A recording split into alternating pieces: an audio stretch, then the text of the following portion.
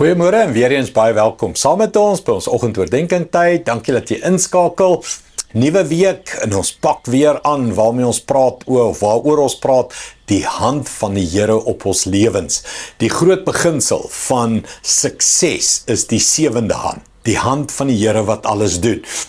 Beloftes is dat niks en niemand jou en my uit sy hand uit kan ruk nie. Kom ons begin. Johannes 10:28 sê, ek gee julle die ewige lewe en hulle sal tot in ewigheid nooit verlore gaan nie. En niemand sal hulle uit my hand ruk nie. My Vader, wat hulle aan my gegee het, is groter as almal en niemand kan hulle uit die hand van die Vader ruk nie. Ek en die Vader is een. Moment, kan ek net sê, hierdie vers is eintlik groter as vandag ons lewens en alles. Hy begin en sê, ek gee julle die ewige lewe en dit sal tot in ewigheid aanhou. So, nee, hierdie beginsel wat ek nou vir julle sê, is nie 'n dagbeginsel nie, is nie 'n week nie, is nie 'n maand nie, is nie 'n jaar nie, is 'n ewigheidsbeginsel. Dit was waar toe Adam en Eva geleef het, toe alles net begin het, en dit gaan waar wees as die hemel en aarde en alles verwoes en wat ook al hemel en aarde, hoe dit eendag gaan wees, weet ek nie, en ons in die ewigheid in die hemel, dan is hierdie beginsel nog steeds waar. Dis wat Jesus sê. Ek en die Vader is die sterkste. Hy sê niks en niemand is groter as die Vader nie. Hy is groter as almal. God is groter as almal. En dan sê Jesus, ek en die Vader is een.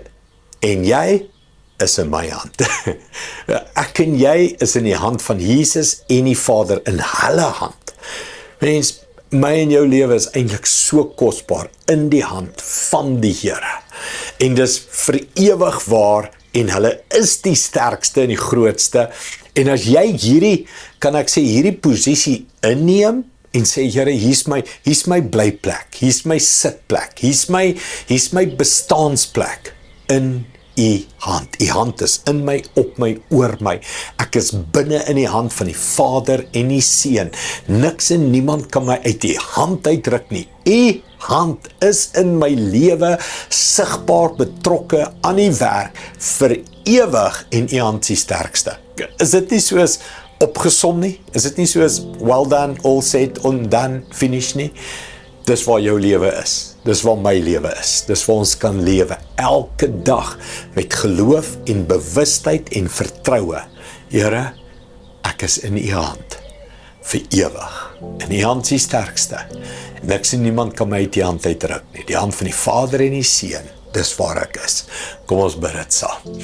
Hemelse Vader, wat 'n plek, wat 'n posisie.